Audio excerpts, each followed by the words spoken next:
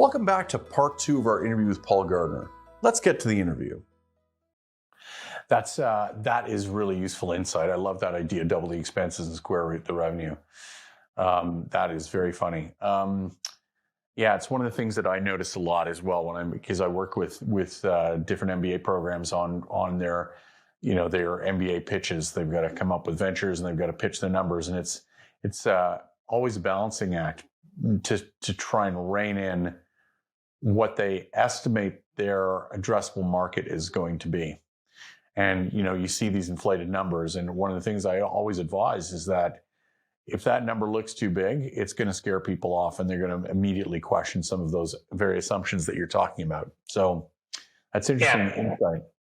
I would agree. And I think it's also, and it's a bit numbers driven, et cetera, or maybe just in what I look for, what they're in their pitches, it's that a lot of times their early adopter customers or their first customers or that first market segment is not really the end goal segment, and for them to understand that. And so that the first use cases of a product or a service are maybe not the mass market or the large market. And it doesn't have to be, and a lot of times it should not be. But it really is a proving ground for what you ultimately want to do and create.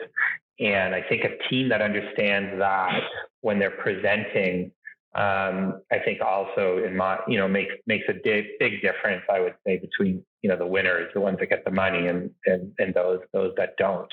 And it's also sometimes reflected in the model because a lot of these models are assuming you're launching into the mass market as opposed to the early adopter niche market, and it's really less about what the actual revenue is, but it's more about the ratios of getting that revenue in the early adopter, which is most important, and most important to me as an investor, of showing what that cost of acquisition is in that niche, and then starting to extrapolate it into your mass target market, which is usually not where the seed investment is paying for. That's usually your early A or your A round is for that.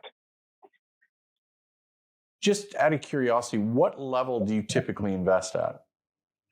So I'm typically a seed investor. When I'm making, so it would be typically before an institutional round. Sometimes now it's getting so blurred that a VC might be in there. But for the most part, it's still usually before there's, I would say it's, a sub $2 million round type of thing, or sub $3 million round. So it's a seed. So for someone watching this, what is a seed round? Like, what is it? Where does it fall into in terms of the journey of raising funds, and what are the amounts we're talking about? So, to me, the seed rounds, put aside the size for a moment, but I would say it's team and idea, maybe an early product, but no product market fit yet. Definitely no sustainable business model. I would say, to me, that's kind of the seed stage. And those rounds would be, anywhere from 500,000 to 3 to 5 million per se. And then, as opposed to more of an A round, or an early A, where nowadays you're talking 10 million or more. And there's also a scale of what's happening outside of my world, where, now you're seeing seed rounds of $10+ million and A rounds of $50 million. But in the type of seed investing that I'm doing, it's still kind of that sub 5 million, I would say, for seed. And the product is maybe in, closed beta, I would say. So your expectation then in that it would be that they would not be in the market yet. My expectation that they would not be in the market yet, except in a closed beta type of model, Right. or early use cases. Yes. Interesting. Yeah. So what's the market? So if we just look at seed for a moment, because you touched Yeah. on something a minute ago, I mean, it is quite amazing what's happening overall. When you read what's happening in PitchBook, the amounts of money being raised in some of these deals is extraordinary. But in the seed part of the market, what's it like for a business with a good idea out there to go and find money? Yeah. I mean, I think it's a great time. I mean, I do think that there is a lot of money out there at the moment for seed. It might not be easy to find, but once you kind of, you know, find your vein of it, it's there. It's plentiful because I mean, there's a lot of friends and family money out there. There's a lot of family money office out there. There's venture funds who are moving earlier to kind of get, in a portfolio approach to basically get a seat to be able to put more money in later to get their pro rata right. So they're still coming down into that seed area. And so there, in my mind, for the good team, good idea, there is a lot of capital available. I would just say you still have to be a little careful though, because, and I guess this is where I like to see companies not raise huge amounts of seed money, but just enough seed money to give them buffer and reach that next milestone, because you're going to place yourself on a trajectory that the more money you take earlier in some ways limits your optionality at the next stage, because you're going to need to have proved a lot more stuff, to have achieved a lot more to get that next bigger check at the next higher valuation that you require. And so I think I guess in summary, there's a lot of money out there for seed. And you just have to kind of find your vein to tap on that with your networks and relationships and hustle. But then it's not just about taking as much money as you can, but just taking the money that you need plus the buffer to get you to that next level. And then that will give you a lot more options for that next round, to grow the company, if that makes sense. Yeah, it does. So you are now involved in an ongoing business called Fieldless Farms. Can you talk a little bit about when you got involved? And I know that you recently raised some investment. What was that experience like as someone who's normally on this side of the table, being on that side of the table? Well, even though there's a lot of money out there, it's humbling. I would say.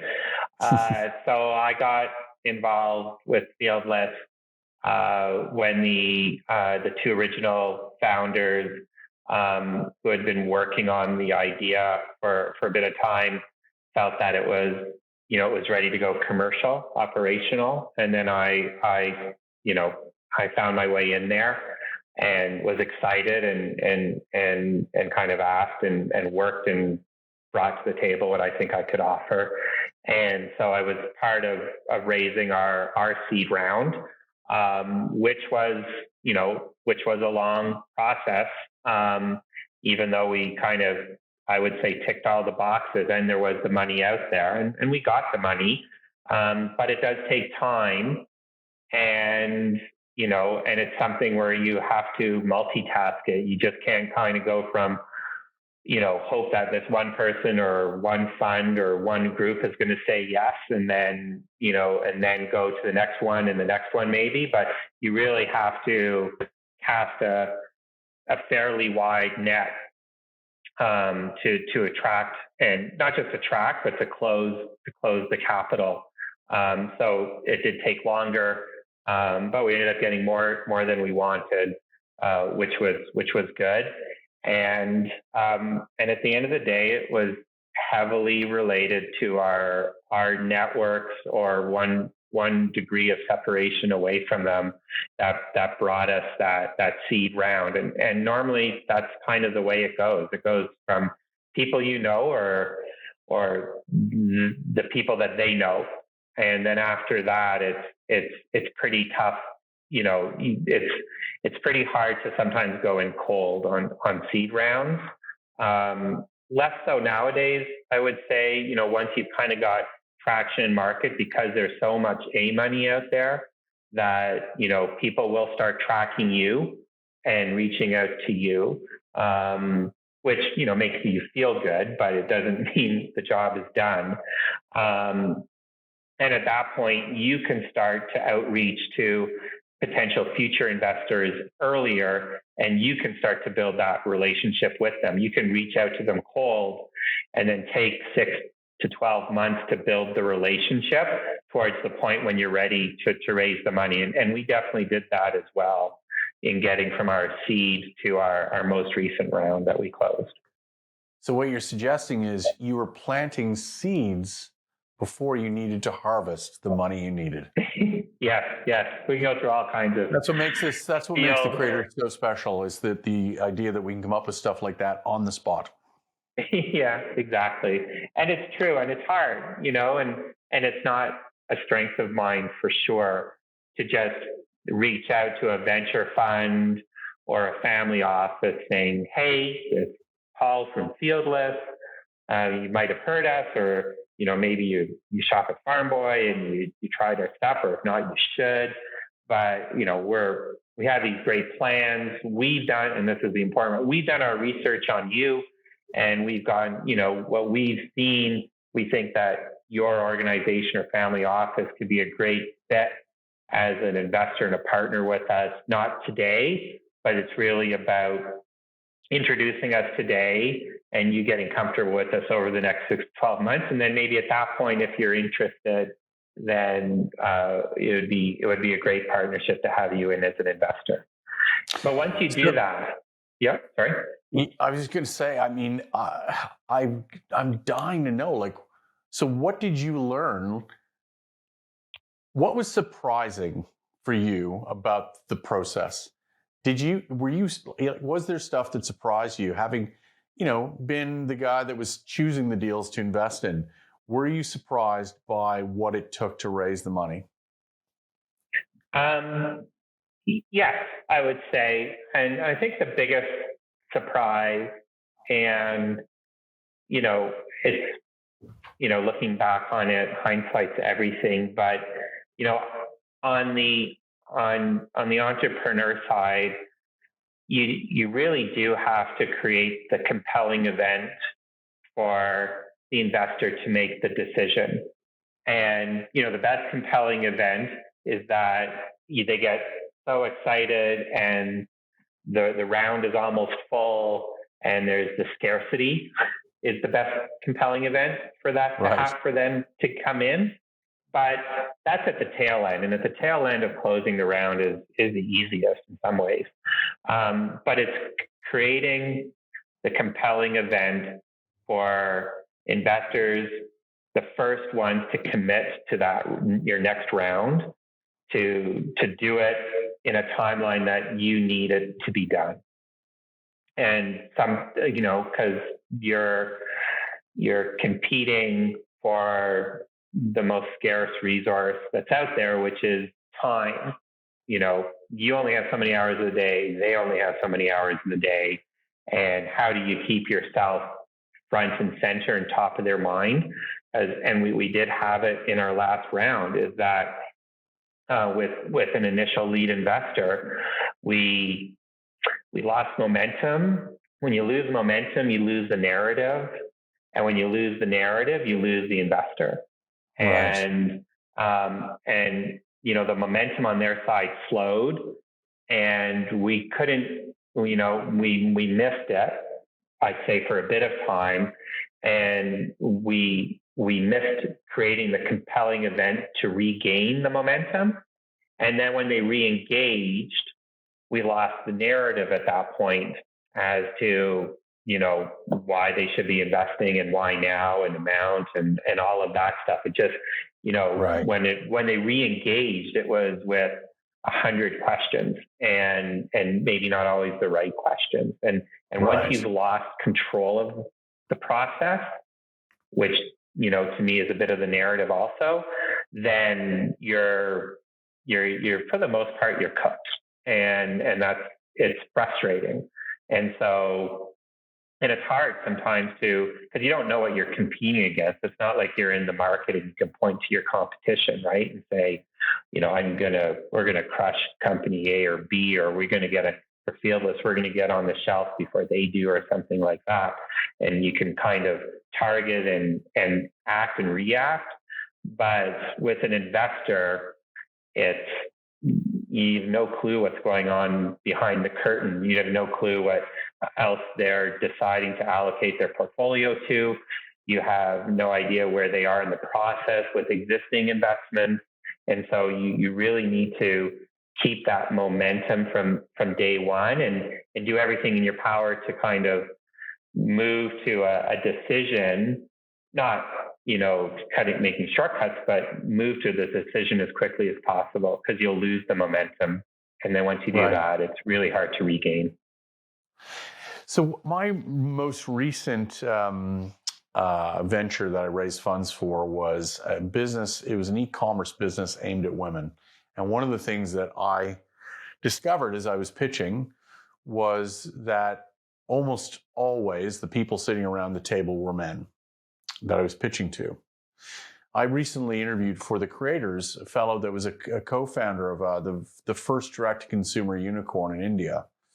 Fascinating business. And in that case, it was actually an online market that was an online butcher that sold meat in India. And one of the things that he found was they were going out there, a lot of the people that were in the investment class in India are vegetarians. And so on the one hand, I was experiencing, a female-focused product, but speaking to men about it, he was trying to pitch a kind of an online meat business to vegetarians. How important is relatability in an investor's mind to the product that they invest in? I think it used to be more important. I think now I would say it's a little less so. I mean, so there's relatability, or it's, I would contrast that with, viability and validity of it, right? So, there's no shortage of stories. I haven't experienced one myself yet, I would say, in which, the VC invest in this company that they see their kids using, 8 hours a day. And, I don't think, if my son was playing a game or on a social site that I couldn't relate to or really understand or know why an 8-second video can turn into 8 hours of watching 8-second videos, I might not be able to relate to that. But seeing it validated by another group that does, I think, is something that investors, or even myself, if I had the exposure to it, would probably be more comfortable now than perhaps in the past, I would say. So I guess to me, the relatability is less than it was previously. Interesting. My final question, Paul, is this. So you talked a little bit about your own experience. Interestingly, we almost had a perfect segue there, but saying, looking at the future and trying to cultivate investors down the road. And my final question is this, is if an entrepreneur knows that in the next 6 to 12 months, they're going to have to go out and find some seed funding, what would your advice be for them to get really well prepared to create success for themselves? I would say if they're 6 to 12 months away, I mean, I think they should build their target list now and Mm-hmm. and start to create, ways to, bump into those people, for lack of a better word, and start Right. to even informally start to build those networks and relationships. And and it happened at Fieldless. I mean, it was no different, maybe not with investors, but and and again, I think as our initial team, we all brought something to the table. And I would say a lot of what I brought was, fundraising experience and certain networks, et cetera. And I was quite calculating, for lack of a better word, to kind of make sure that, I ended up at a table next to the person who became our eventual champion for our initial major customer at a dinner event. And it wasn't by chance, right? And we were still 12 months away from when they cut their first PO number for us. And so if you're 6 to 12 months away, you have to start creating those, not so random collisions with the people that you think are going to be the perfect investors for you, and start today.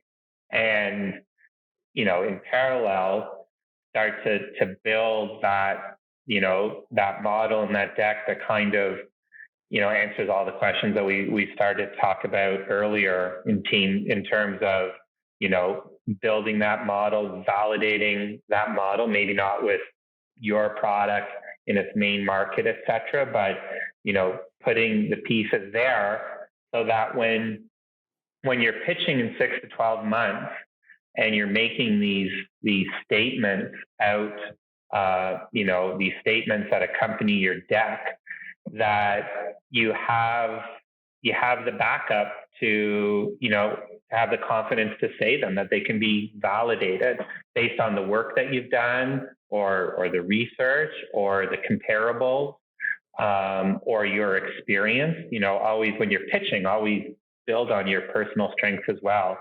And you have to kind of start to do that now, so that when I ask the question in the meeting, it's not an off the cuff answer, and it's definitely not I'll get back to you on that type of answer.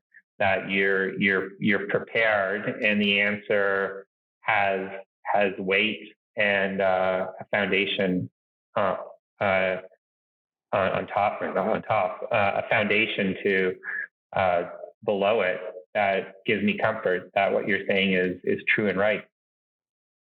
I think that's really, really solid advice. And again, Paul, I know that for so many entrepreneurs that need to go out there and find money, it's a minefield, and there's a lot of conflicting information. I think that your approach is really pragmatic and straightforward, and really useful. So I just want to say thanks again for taking the time.